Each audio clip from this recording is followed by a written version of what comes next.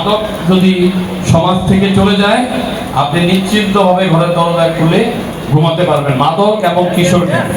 তবে আমরা এখন মাদক বিরোধী কর্মকাণ্ডে পরিচালনা করছি। প্রতিদিন আপনি দেখেন, প্রতিদিন 8 থেকে 10 জন 15 জন করে ধরা হচ্ছে মাদক যদি সমাজ থেকে চলে যায়, আপনি নিশ্চিন্তভাবে ঘরের দরজা খুলে ঘুমাতে পারবেন। মাদক এবং কিশোর।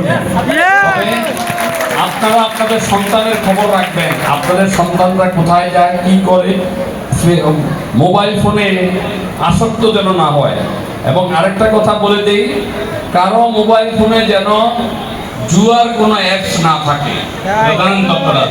জুয়া খেলে আজকালকার ছেলেমেয়েরা, ওই অ্যাপ থাকলে পুলিশ তাদেরকে অ্যারেস্ট করবে। তখন আমার কাছে গেলে কিন্তু কোনো লাভ হবে না। যেমন গতকালকে আপনাদের হিন্দু ধর্মের 3 জন মহিলা আমার বাসায় গিয়েছেন। প্রতিদিনই যায়, বিভিন্ন কাজে যায়, তাদের সহযোগিতা লাগলে কথা বলে, তাদের প্রবলেমের কথা বলে। তো ওনার ওখানে যে দেখলাম যেটা, যে ওনার ভাইয়ের জন্য উনি আসছেন, কিন্তু ওনার ভাই আসলে ওনারাও জানে না যে ওনার ভাই জুয়ায় আসক্ত হয়ে মানুষের কাছ থেকে টাকা নিয়ে আপনার জুয়ায় আসক্ত হয়ে গেছে। তো এই জিনিসগুলো আপনারা যদি খেয়াল রাখেন আপনাদের সন্তানদেরকে, আমরা খেয়াল রাখবো আপনাদেরকে, যেন আপনারা দরজা খুলে ঘুমাতে পারেন।